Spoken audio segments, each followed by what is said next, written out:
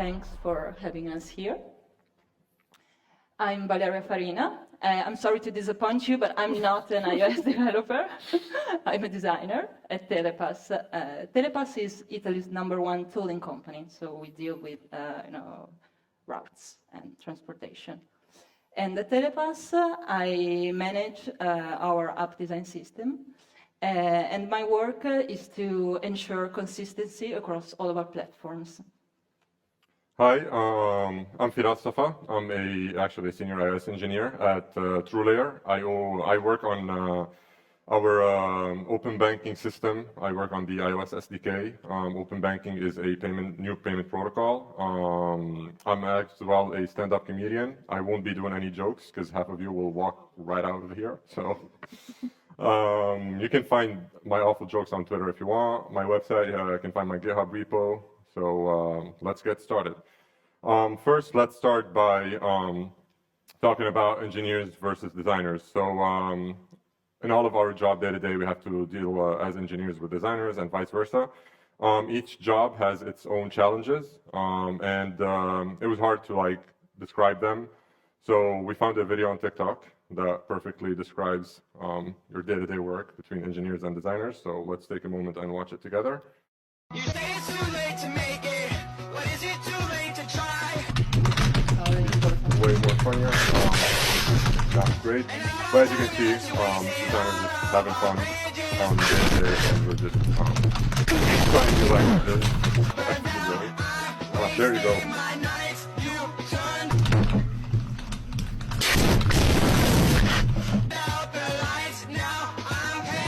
By the way, we used to work together, and that was actually our interaction day to day. Yeah, this is true. Anyways, so jokes aside, so when you're building a website or an application, you want to provide a seamless and consistent user experience throughout it, because it will help build trust and user satisfaction, and it will make it a uniform design will make it easier for users to know what each part of the website, each button does, without having to have second doubts, second guesses, and so on and so forth. Obviously, this is easier to do for smaller applications than bigger ones. It becomes harder. In other words, more pages, more problems. Some of these problems can be lack of consistency. So when you have a lack of consistency, that means some color is slightly different from another color. A font size is slightly bigger, slightly smaller, and as engineers, we do not pay attention a lot of times to these things. They all look the same. So that can be one of the problems. Another problem can be difficulty updating. So obviously, the app will grow throughout the time. Some things will change. So if everything is hard-coded, it's going to be hard to go and change each single value throughout the code and modify it. This obviously is because of all of the code duplication we're going to have throughout our application, from colors to fonts, which is not great. We all know it's a bad practice to duplicate your code. It will lead to inefficient collaboration. How many times you argue with your designers, it was your fault you changed this, no you didn't.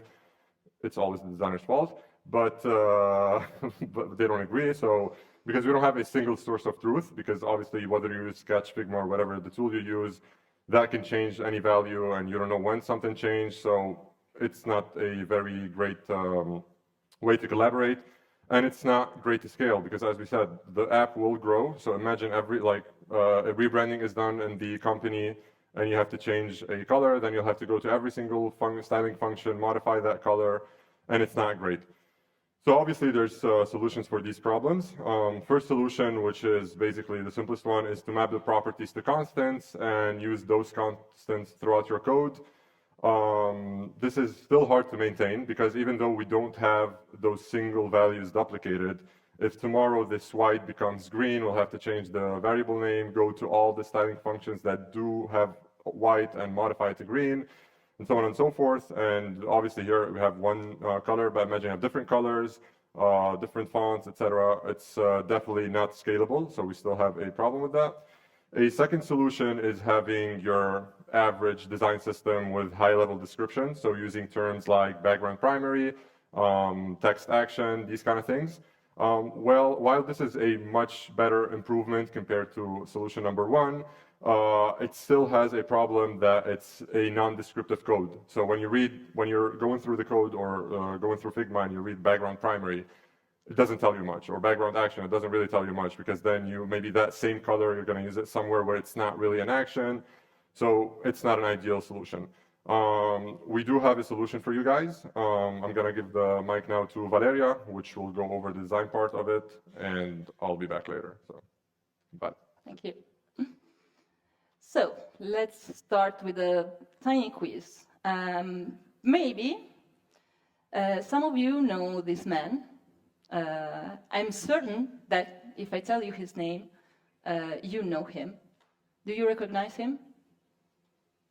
What if I give you a little hint? Who is he?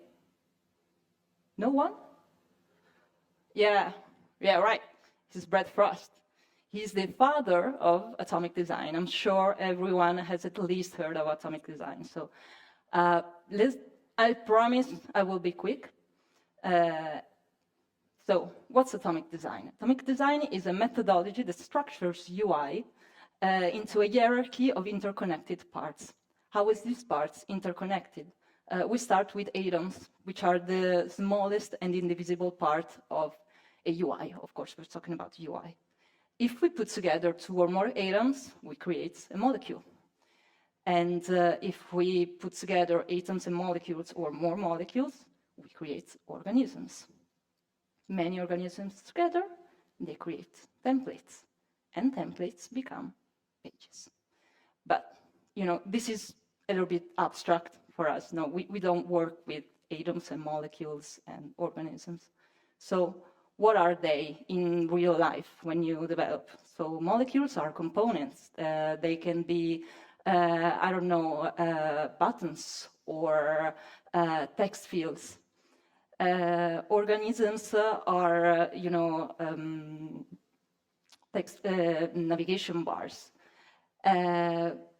But if we talk about atoms, we talk about tokens. We said that atoms are the smallest and indivisible part of a UI. What are the smallest parts? Mainly numeric values.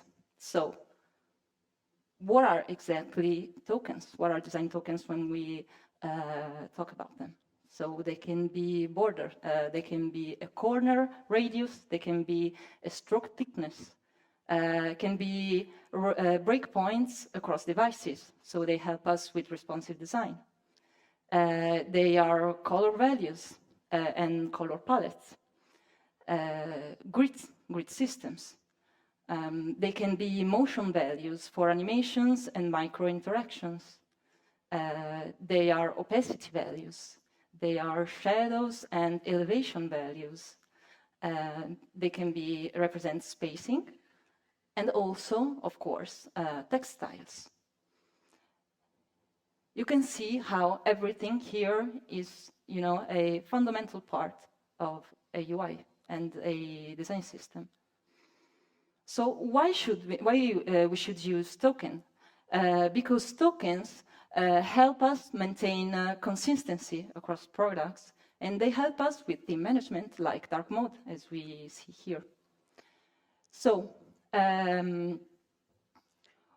when we talk about tokens and collaboration between development and design, we think about scalability and maintainability. So as we said before, token can help us with global theming by managing color palettes.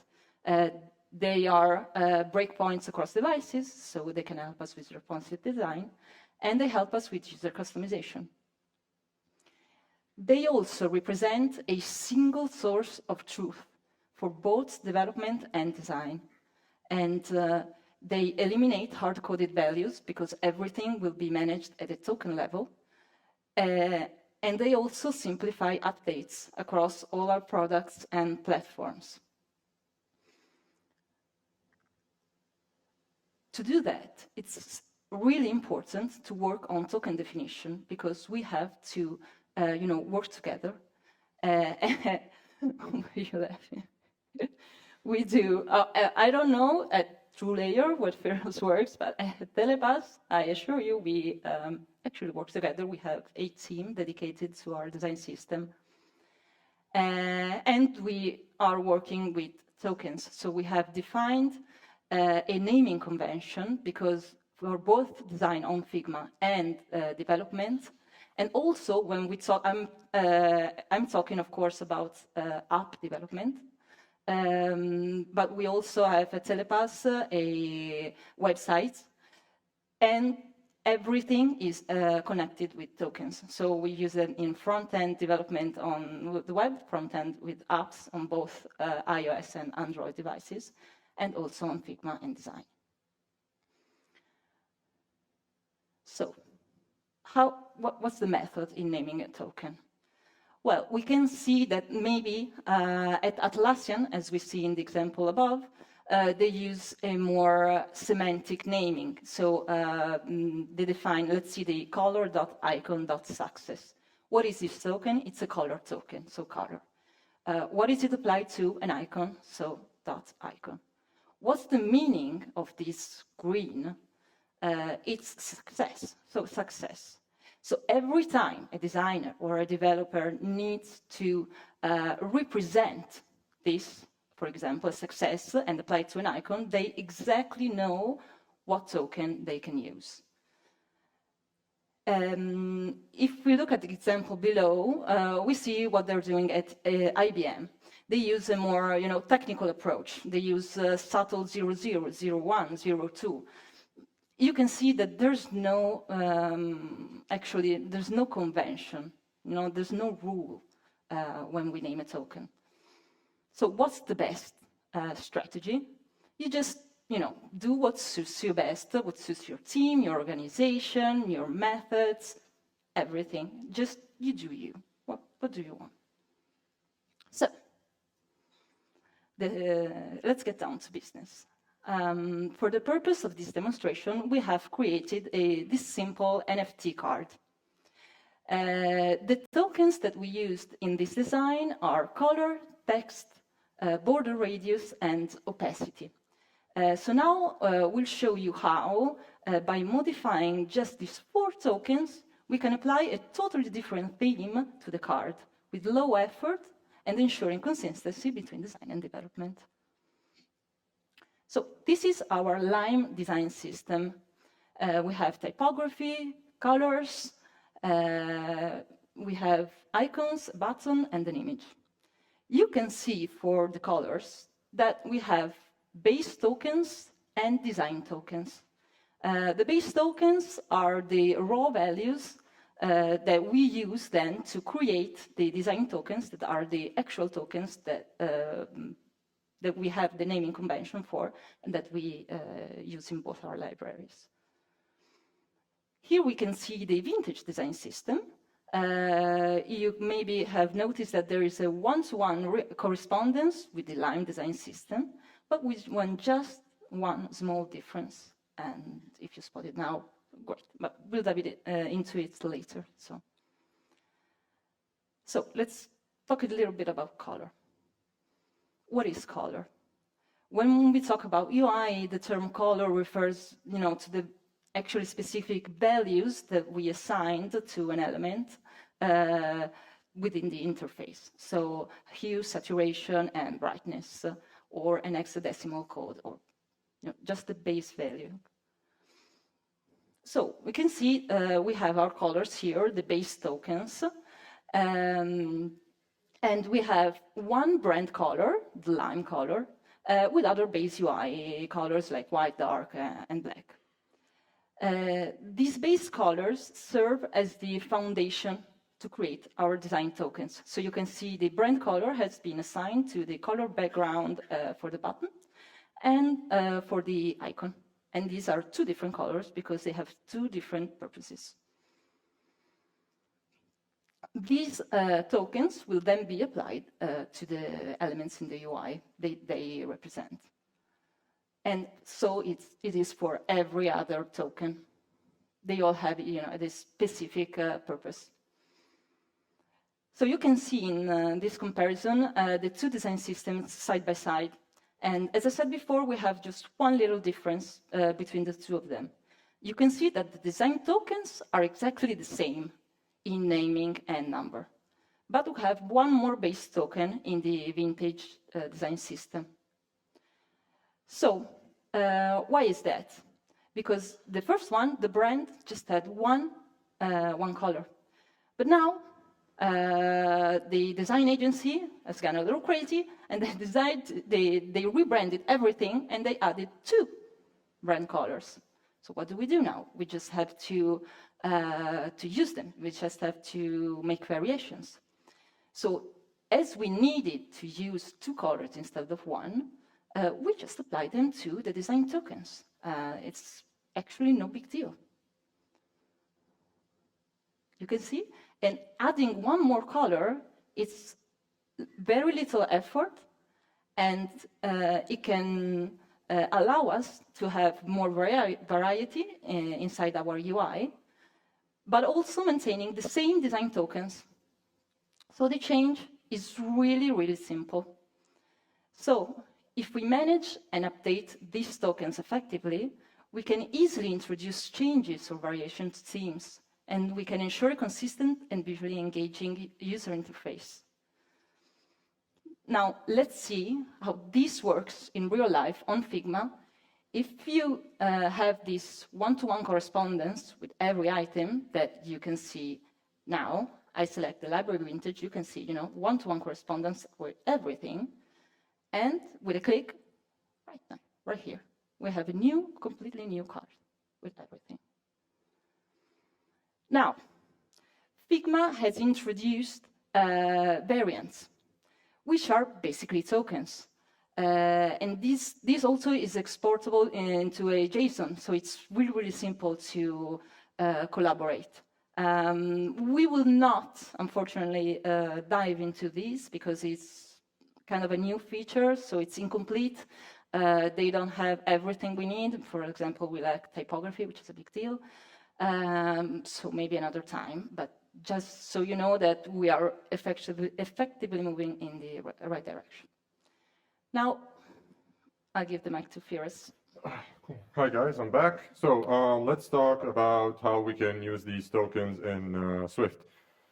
So specifically, we're going to be using protocols and protocols composition. We're going to leverage them to cluster our tokens together.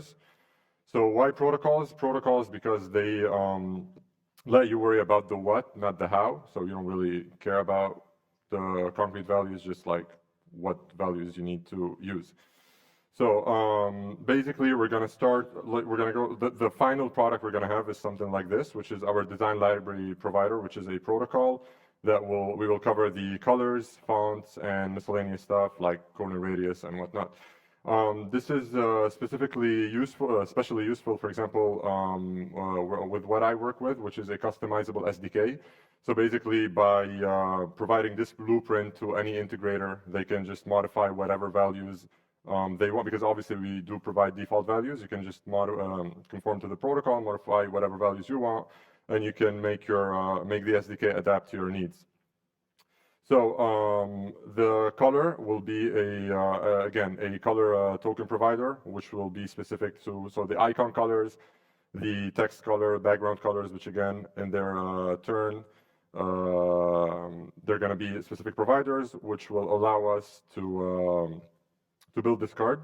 So for example, the icon colors provider has stuff like button primary and promo. So these are the icons throughout our card.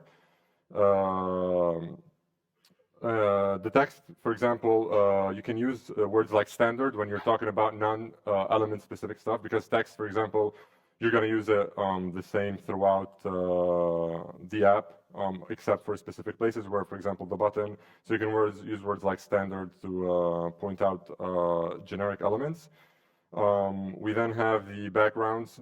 As you can see, we have the card details and button primary.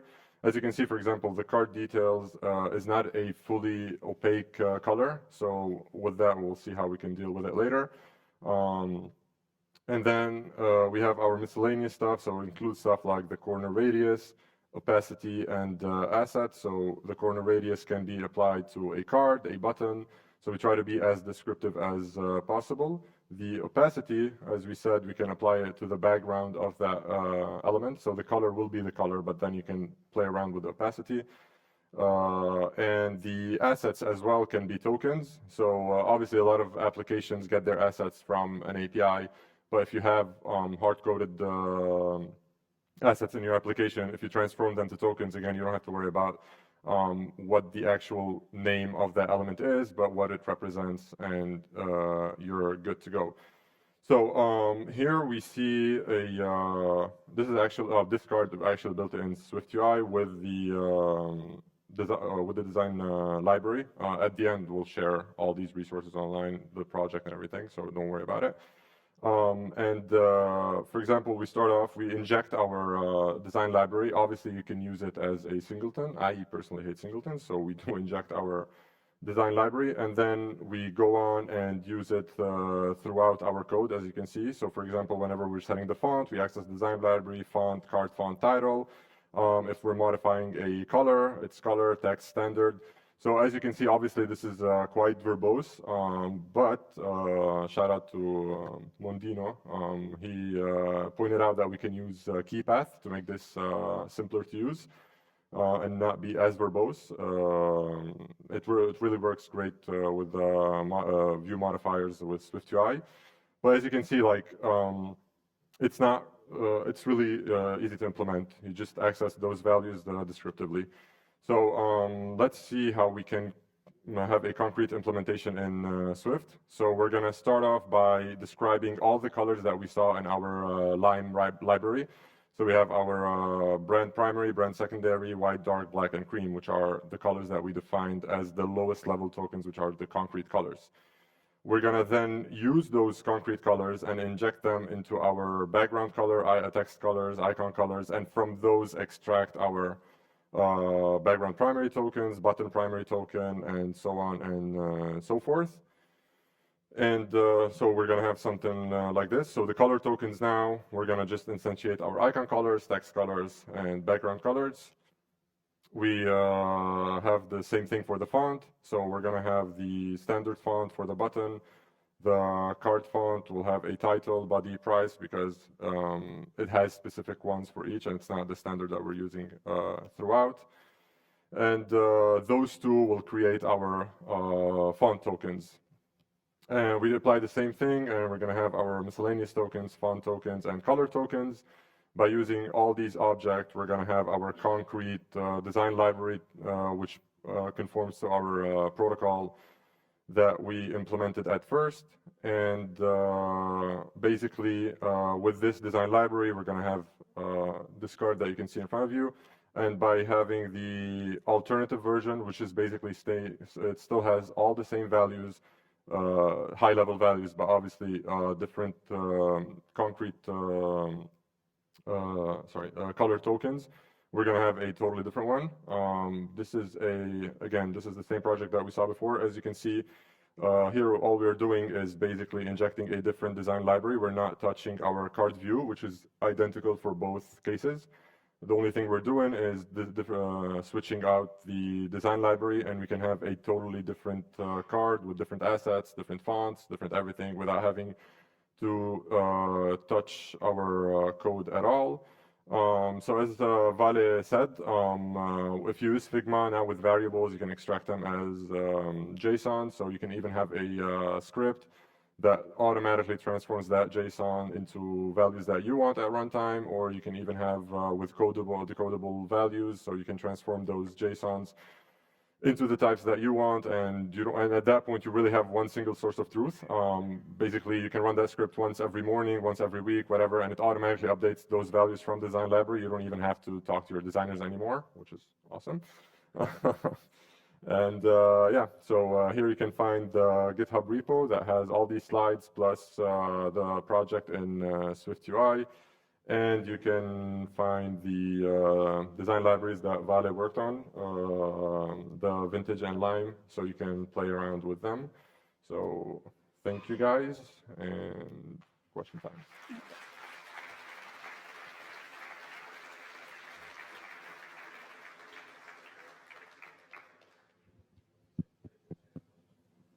Questions?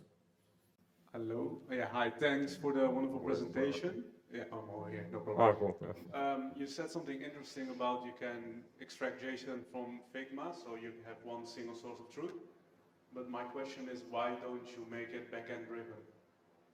You can make it actually. Like personally, we have it backend. We have because we have the same design system for web, Android, and iOS. So we do that JSON is uploaded to a local server that we have, and then we have one call to the same server, and we get it from there. So we can have it backend driven. Hello, thank you for the great presentation. My question is, what happens if the application supports accessibility and the color contrast in the application? How you can manage the design token with the accessibility? Well, just like you manage colors with accessibility, you just need to choose accessible colors with the proper contrast. And I don't know, it's not a thing that you can tokens actually manage, you know, the color values. You can't have, I don't know if you want an accessibility check. Maybe I don't know what you mean. Maybe from a Swift point of view, let's say from a concrete point of view, by having those tokens, obviously from a design point of view, you will set up more tokens for more edge cases. And those tokens, rather than have them as declarative type, you can have them as computed variables, and based on specific values that you have in your accessibility, you can return a different color. So it's one single point from the start, where the variable is still going to be the same, but rather than having, I don't know, background primary be white, it will be a computed variable, and based on those accessibility levels, you can turn one color or the other, which is, by the way, what you will be doing when you want to have dark mode as well. So basically, the background primary is going to be if this color is, if the theme is white, light, sorry, you return one value. If it's dark, you return the other. So basically, you use computed Just variables. theme management. Thank you. Hi, over here. Thanks for the presentation. I have a question on, let's say, access control on tokens, components, and so on, right? So different developers, different teams might need or have restricted access to a certain level of each of every atom components and so on. So how do you negotiate the cutout point to say, okay, this team only has access to templates rather than components, and this other team has access all the way down till 2? Okay, so obviously from a design point of view, you don't have access levels, so you're gonna have one big place with everything, and you just have to do it visually. From a coding point of view, there's really no way to do it, because especially if you're modularizing your app, your design library is probably gonna be its own framework in your application. So in that case, everything will have to be public. Otherwise, if you want to do it differently, the best way would be namespacing, and then maybe setting some rules around that. Basically, by namespacing, rather than having design library, you can have, for example, I don't know, design library dot name of team, and then from there you can cluster all the colors that you want, and then use common sense. But there's no real way to limit access to certain, because if it's a shared code base, you're going to have all the colors in it. If it's not a shared code base, then you'll work with the design team, and then maybe they can organize it in a way, because maybe the web team will have their own repo with some colors, so obviously you'll rely on that more than anything else.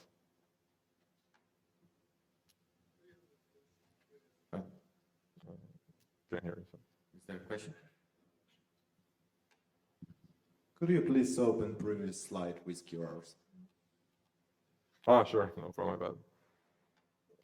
One sec. Go ahead.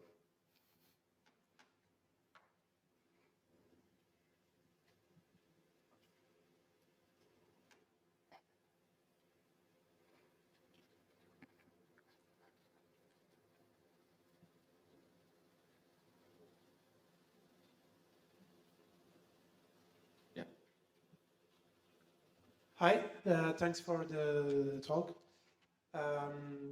I really like this approach, and I work on a project in which indeed we use a similar approach. The only problem I face is how can we enforce the use of the design system from a code point of view? Swift-lint. You have to write Okay. custom lint rules and code reviews. But if you want to force that, like compile time or push time, you can have like the linter An inter, yeah. run it. Thanks. Thank you also on my side for this nice proposal. And I was thinking, what is the best approach, in your opinion, for adopting this proposal in an existing project that, of course, has it doesn't have a design system for now?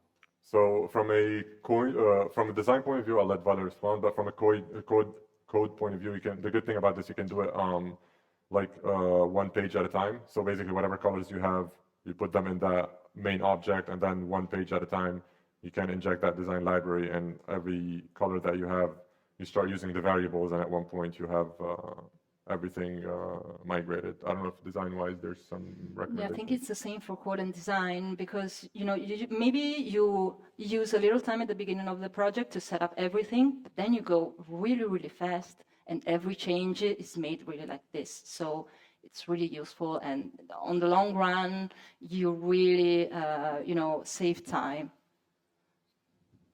Thank you. Thanks for the presentation, really great one.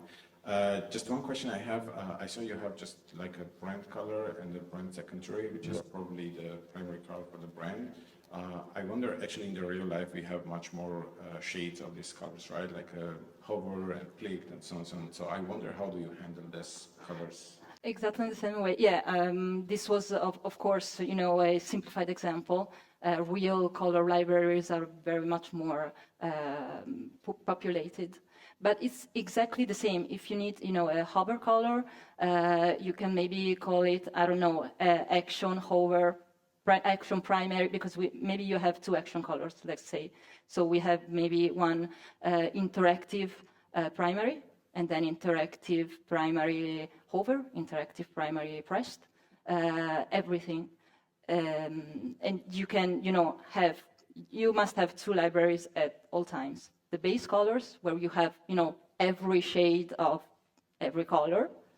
And then the actual library that you use, where you have these colors that we just mentioned, that apply all those back there. But if you have light mode and dark mode, you can have different colors, same names,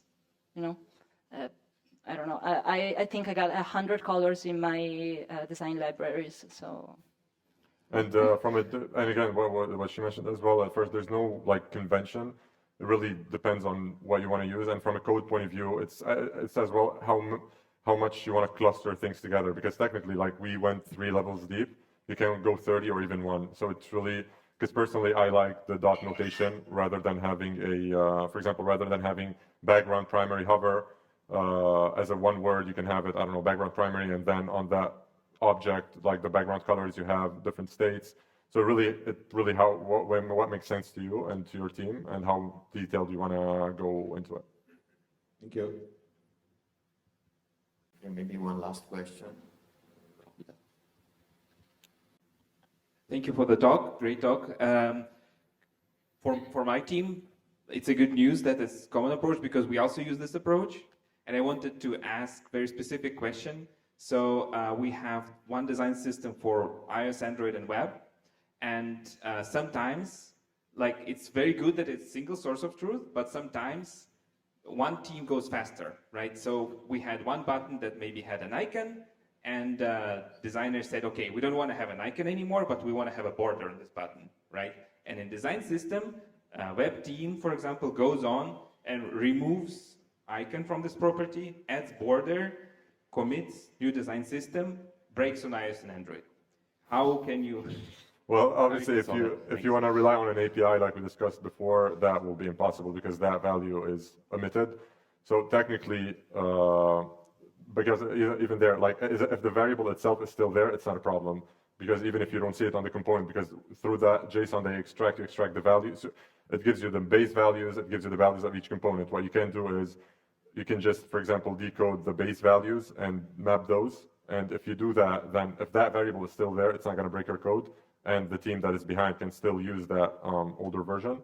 And if you're doing it manually, obviously you don't have a problem at all because again, if you're still writing it manually, so if that variable was there at one point, it's still going to be there. So it shouldn't break. If it's breaking, it's obviously the designer's fault. But no, I'm just joking. That's great. Big designers. That's right. But yeah. Thank you. Let's have a huge round of applause for Valeria. Thank you, guys. Thank you, guys.